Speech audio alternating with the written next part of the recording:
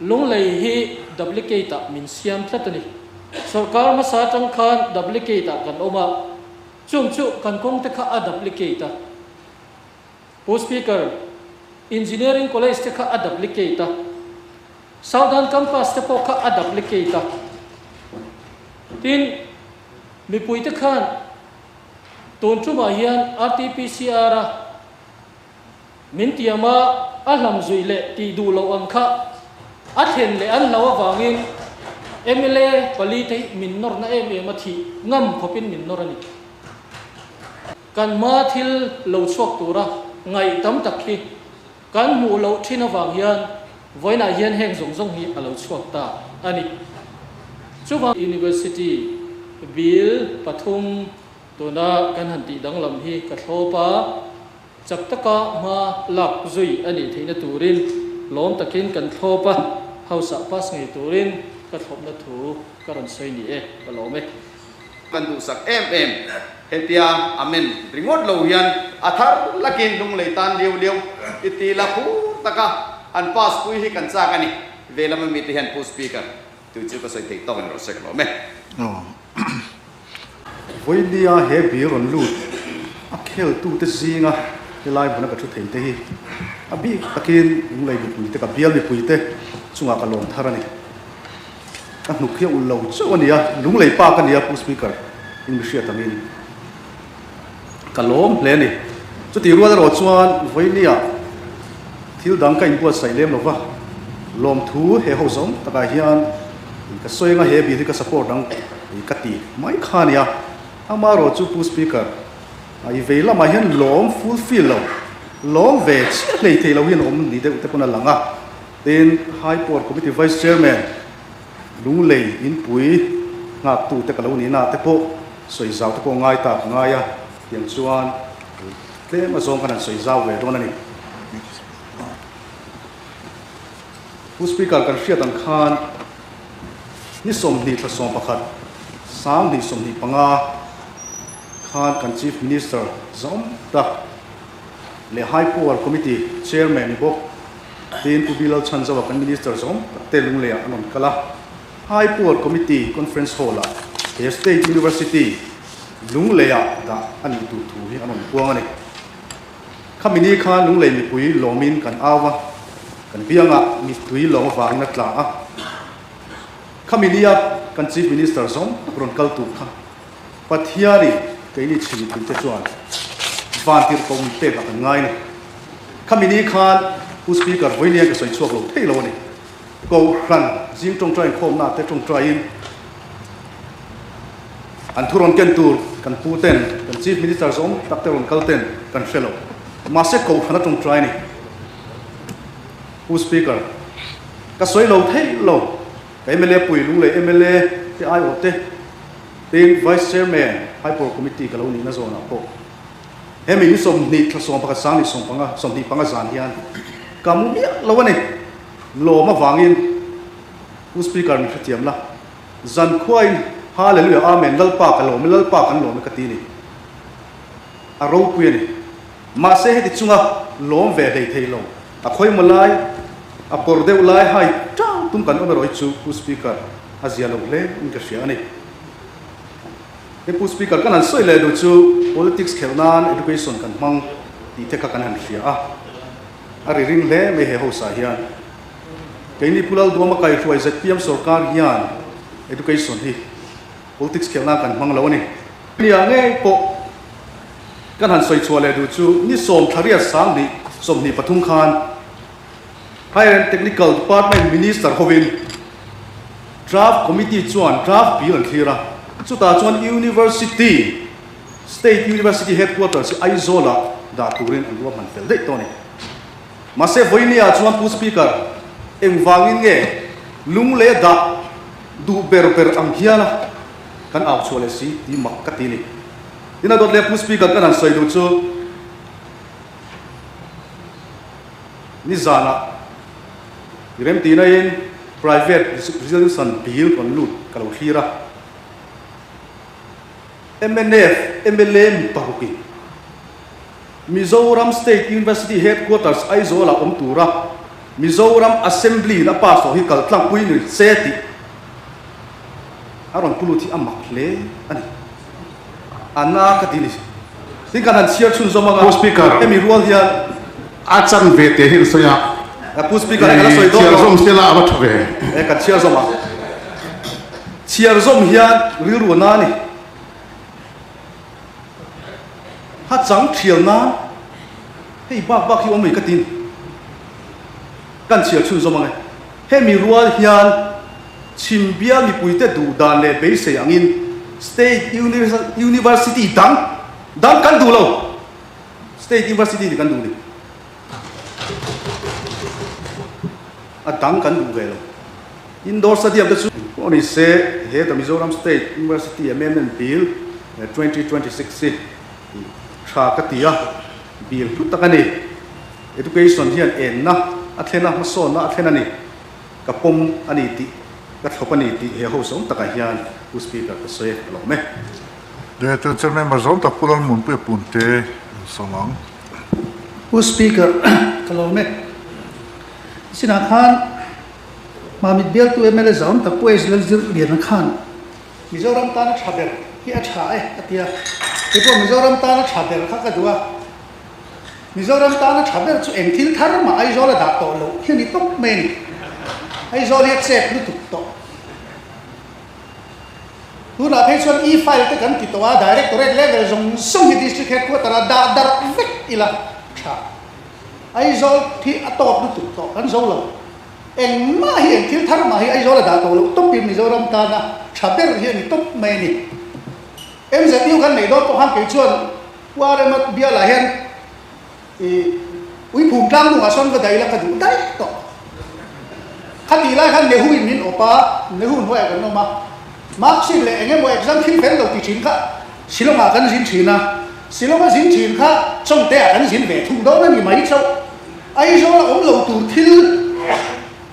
ai zo la om lo a thei lo a kan ngai kat na hi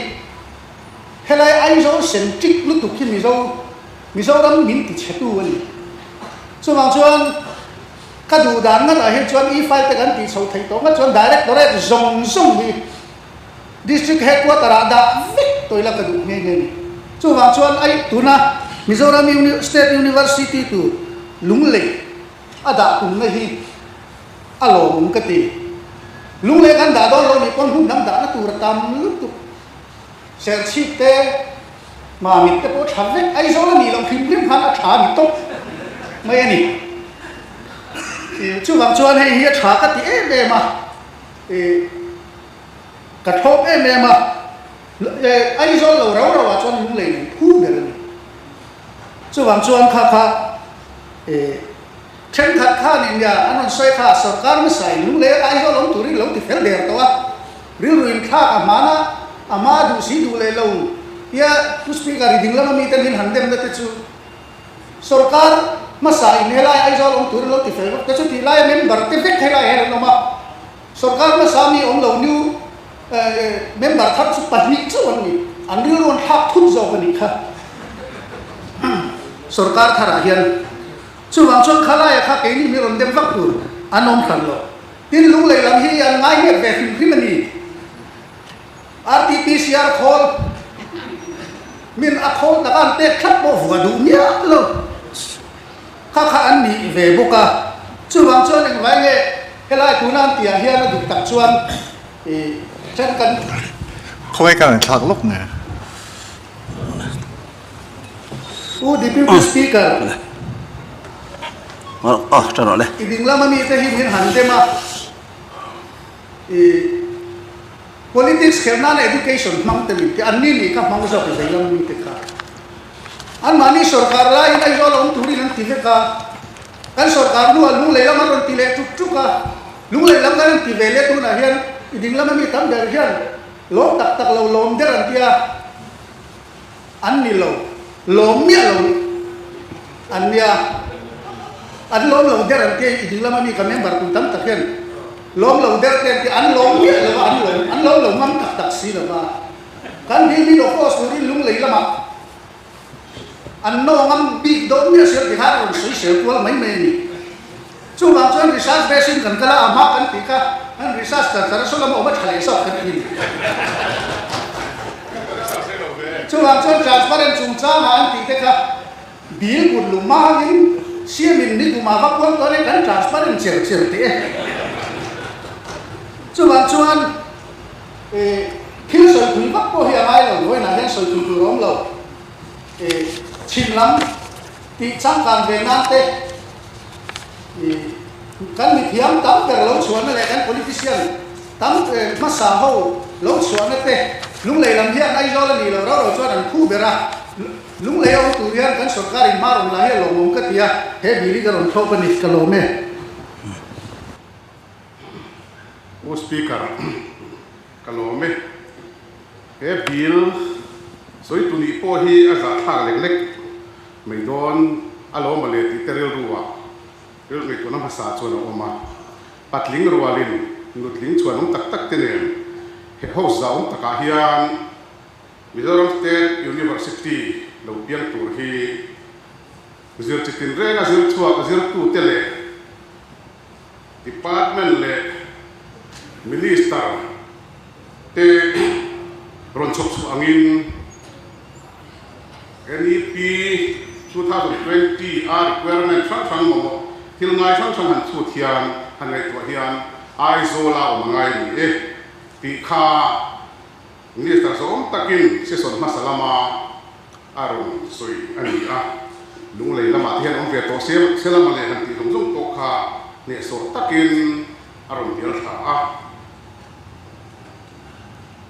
kha ngai dan kha chu education reforms commission lam te po hian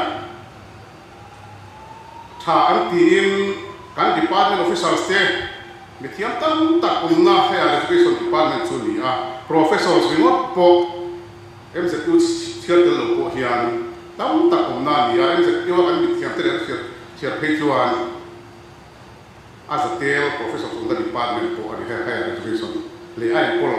institution te hi chu tiang chuan he ho sian ZPM research page mai ni lovin sarkar zetianna basin aizo la turin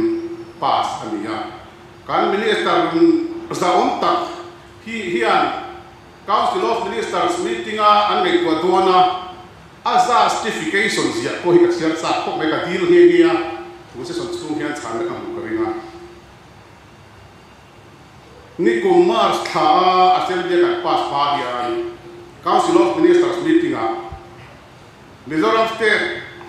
University bill hi ngai to fekania kan siat angin council of ministers meeting agenda anu tur chuan minister ngei ama signature ngei kha bill lu tur kha cabinet as memorandum khan sa certification of sign tur chuta chuan ai zo la turina sign kal in karinga a sign lo ni chuan ka khung thak sarkari ka khung pa ngai kal lo tingai to chu a sign ang chu kal zela bilang kan pass ke ko pass tu sina tere ma se ka soyang khan anu loka thil thara lo ma council of minister meeting khan and real nge by circulation ti nge chu ka shelowa ai zo ko chu se kan minister ngai ve khian za certification kha sign le ka karinga dana kala ni chuwa lung le ya zo le ti kha ni za thum song panga ko ya mai assign le the ni chuan ke chu minister a thuk re dia thari ti ka ro wa ko ni kan thiat pa kan kan ne sa de ne kan mi thiam nei ne ho sa ne chan ho dang a ti om chi so get chet sot lian lo kwa ko me thiam chi chan ho hi pek ro tho in kari tin post speaker put deputy speaker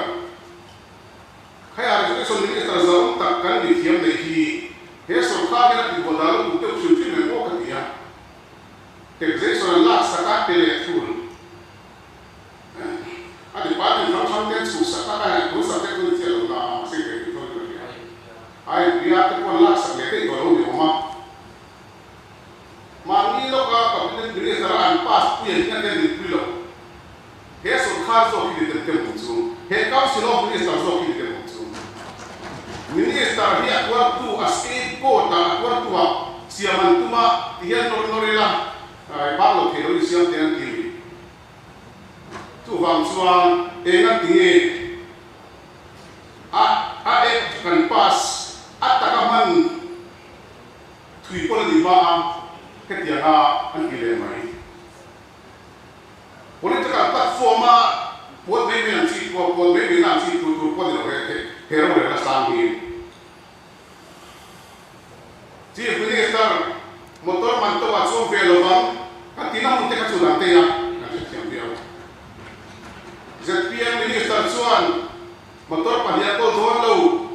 kan tiang mai mereka dehok sadian ramai berisi. Tu bang Suan, who speaker, who deputy speaker, muntakan itu, tak zep tingaya. Mizoram higher education noya, higher education department noya, professors and lecturers tehi 80% kasi soal mereka, VLD eyes all le helam marlama posting noya college atet university atet kapan niya 20% VLD simlama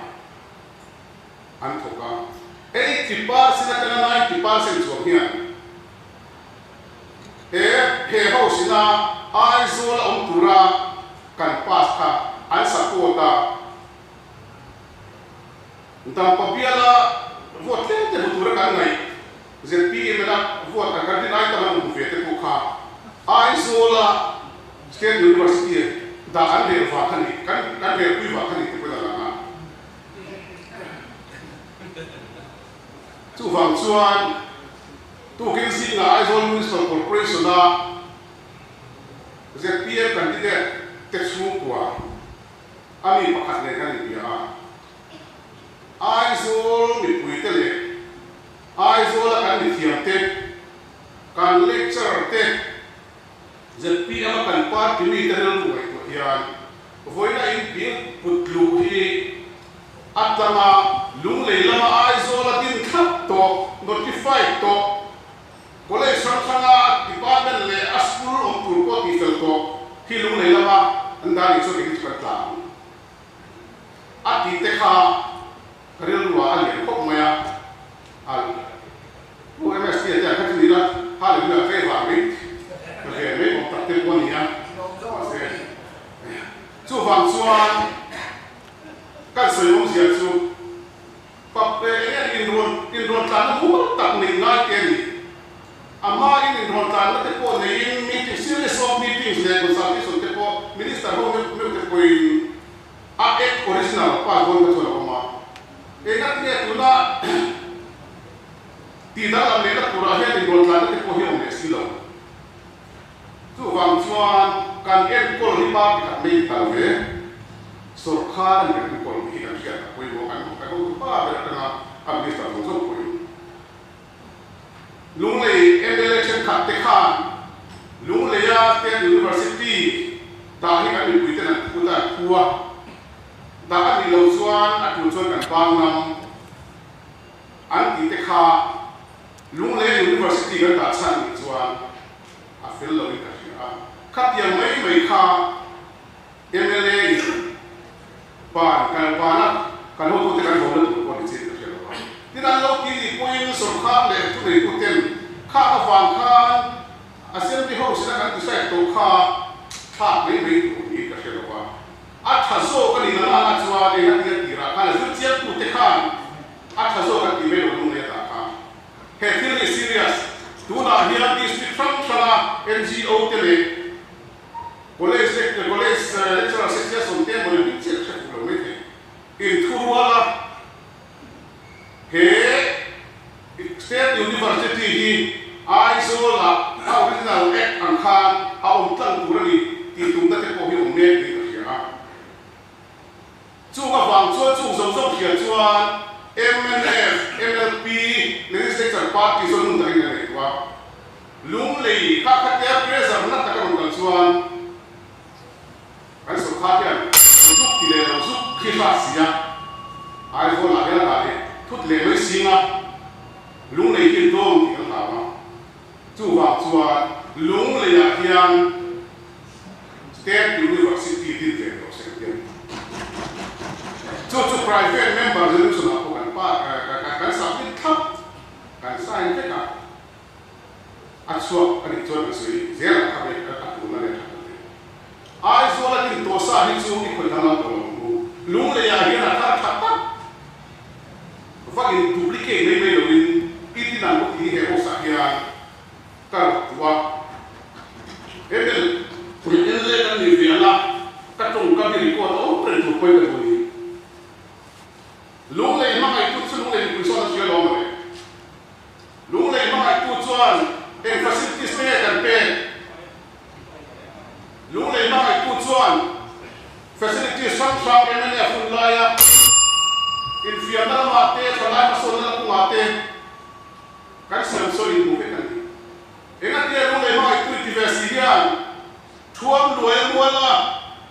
floodlight samson po om thap to assume po 66% release to ka ndi lo champai a chona ti samson ka du ke sai tu wang chuan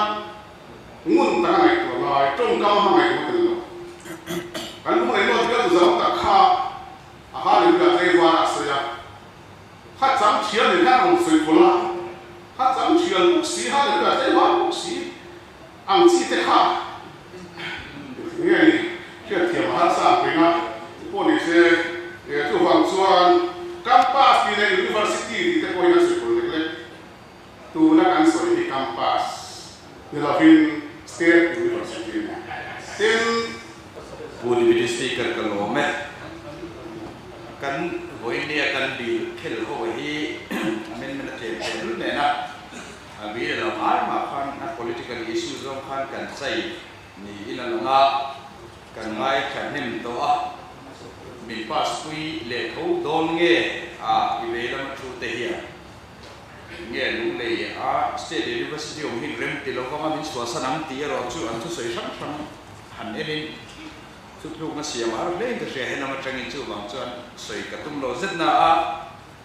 akun lai lo te kan soya bill act kum khat em po mang lo te kan te a training a kan ha chek bial tu te zong tak te phei ka chuanin kal phung thar ho hi kal phung pa ngai nen kal lo te kal phung pa ngai lo kal phung thar ni o tak chu ne kan ka du dan hi ka ngai dan ani lo tiang deu hi kan trăng deu mo kan te deu le ka Deputy Speaker a ma sabera chuan soi be ong tak ni na ka ne ya he State University hi kan bial su ma da tu rati fel to ania chu ti lai in tu na lung le a kan amendment kan han ma son le ania a bial tu ni na ang point han sei via wa cha ko via wal hian sarkar hi responsible government kan governor honorable governor thu saya kan ngai kha ka khan chiang takina langa mi puite ngai dan te stakeholder sang te ngai dan te mi pui ne nani ne ti hei he na tilang chiang le in ka sia tu na hun rei lo te chunga amendment ngai kan han ti le fo thira te po hi tak chuan ngai to ta ila tun ba ka hun lai hi om lawa tu na hian State University hi a building te sawai to mai la yum han ti fel tak hei na chuan son hun lo lu tuk to ani do na tuna chuan khatiang em infrastructure te senso em malom lo la ya sarkarin ngai dana siam fel le hi a hun lai tak zo ka ni ti kha ka han sei le du boka adon le chuan ma som na kan ti hian a regional imbalance te kan sei na se me ma lung le mangai big om te khan kan hanin soya kan thu sei te han ngai kha khan karil ro kalo ve mem chin chu Mizoram ma som nei he ti zong hian kalta sela kan resource envelope atlaim sia kan mandan tur le kan tender dan tura hian chim lama te lung le lama te educational hub nei theila khochak lama champhai lama te sumdon na international trade pia lama ecotourism te medical tourism te ngat theini ila khothang lama mamit le colosip district te chu industrial hapa din theini se ti hi karil ro kalo ngai tu vedan thinani regional disparity kan soite kan intukan lo na kan mason na nan lo na kan soitam tak zo kai tum nei lem lova mason na hi political issue ava kan tender thin wa ngane he hi lang chiang ai me maya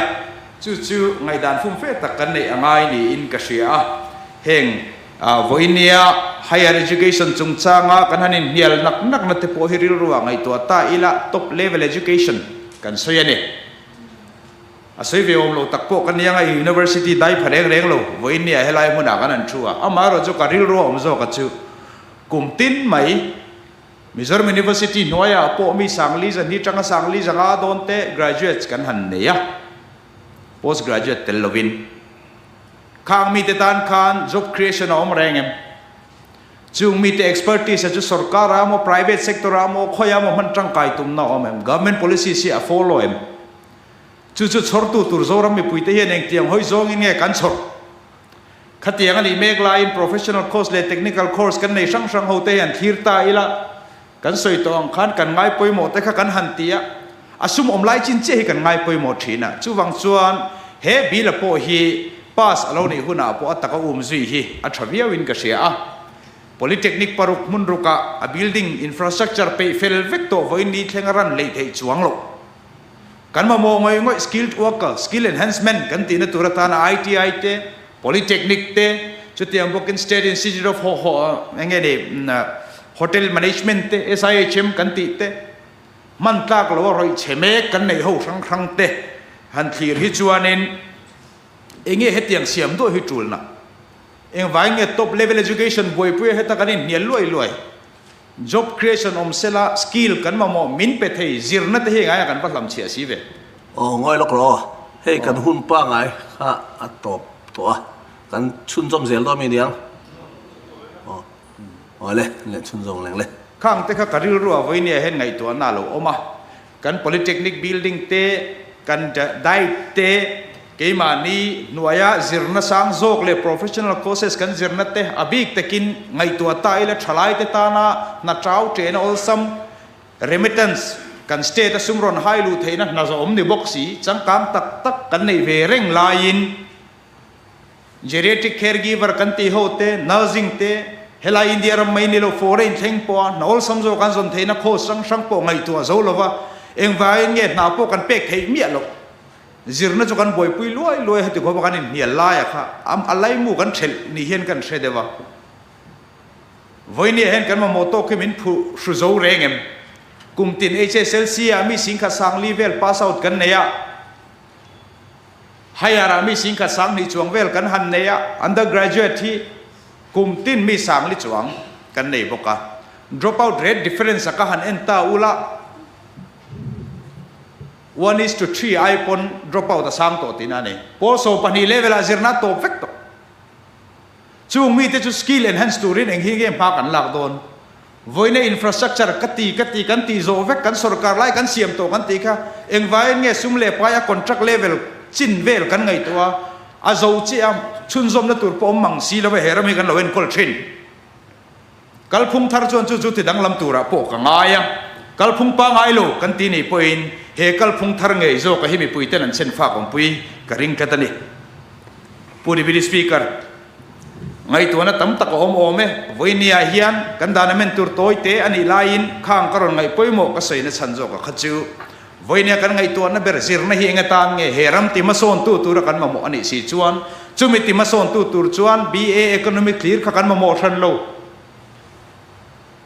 MA political science clear kha kan ma mo than lem lo researcher mi jatel kha kan ma mo than bok hek lo kan ma mo zo ka chu kan automotive lama te kan repairing workshop sa te job create theina turte ke mani kan in to del theina turata na professional courses all samzo ka kan access theina turaka he regional balance kan ti fo hian in khoi ange pek chuare voinia hian chu zirna kan soi khan helaya higher education technical lampang ringot khan ngot lo khang zong ka kan riru zong kan ngai tu tel chuan si lo chuan voinia kan men nge ya po hi anu rei lo te a chuan political bola kan ngai khanga kan sak pui lo mayang a anni chu heta chuan kan teanga i veilama thu te tan po hian pu deputy speaker support lo ngam ni chuang si lo support don lo ni se dik chi a box si lo soi nok ve sim ngai boxi ti lai vela helaya ramro re la sang bertia kan soi fo thina mani ngai dan kan an pok so pui phong thira te hi ram siam na lam hoi ni thei sela athuk zo ka political in be na mai le mi pui tu emo demand wang ti te heng te zong hi atak tak rawa chuan he sarkar hi responsible government mo langam ani vozia voinia ron lantira responsive ani zia mi puite o angai kha ni ti hi voinia hena lang bokin ka sia chu no lo mi puiten kan lo be se thin ti sual alo nei thei ti dik lo po lo nei thei voinia me po dik lo omang a mai ro cheng wanga thantlin nge kan ni dan siam that dan thar siam hi ni lo mi thantlin kan ni sanabak na kan nei le ne kum khada voi ni kan tru kho ma chu kan tru kho ma chuan hetiang amen turiom lo se thut chan kan nei lo re assembly hi ni kan kan zo der mi pui sum kan nei he khron mai me ni do na sin hetiang na hi ni lo mi kan tho tur ani lo zo nga thir zo kan kala heram ro rel na sam ber kan ti fa hian political advantage lak tum renga mi pui te thu dik lo po thia sang le thei lo kan siam na hian deputy speaker ngay tuan na tam tak om thei ome chu ti mek laya atop lama soi kan du chu hun bo pel lo tumila eng tiang in ne kan thalai voinia kan ma chuan me ka te hi na kan siam sakang chung na trau te tur chuan in investment i khoi sector ange nga yanga khoi region ange nga yanga eng tiang ne kan kalang chulam hoi zo nga chu mi pui kan zir tir angai na sa he in ka sia chumi dot le chuan administration hi han soi mai chuan ol sam tak ne si district administration thleng po in han pong po sem zai don in le ni chi amang si lo kan administrative issue har sat na dang lia siam thei tam tak a om tel ero ti setelila chu wang chuan in i kan ngai tu na ro kan rel na kan bil put lu te heng zong a po hian member te po in ngai tu na film tak mang thei ila ka duwa voinia lunglei me puite a du sakna ka hla na voinia keni chu aizol west one bial chuan Mizoram State University chu kan nei le don lo ania amai ro chu kan lom thova mason na hi kong khat chawin kan be sei lo he sarkar noya hian kil tina mason na kan be se ya he mason na kiam ta kan ngai hian mal som na dang mason na min thlen ngei po kan ringa chu tiang bok chuan bial sang ami te kan regional hian enge kan target big don eng ti hoi zong nge ma kan son don kil tina sum semper hian om zia nei tak lo sor bing ngai ani chulaya chu ngai tu na reng chungin voinia he the Mizoram State University amendment bill sang ni som ni paruk hi min pas pui theu turin ni velama mi te po karon som tel ngalani kalome tin pu deputy speaker kan soi du chu helaya hian an ngai huat tur po om lowa abila abultran tu chu ivelama thute an sarkar lai kha anima ma zo ka kha ZPM alo sarkar nuwa po pai mai lowin an kalpuya amhune ro chu mi pui au o rin rem chan na zo nia angain lungle omle phot ngai ro se atha zo ka nga ti in alo rel ta ani maya chu wangin pu deputy speaker he bila het enge mo hel turom le kan okia sang boxi kan tung kam man athalo boxi kan in be vak lai hi lungle ani don ta ka wanga in be hi lungle mi puiten zo min ka ria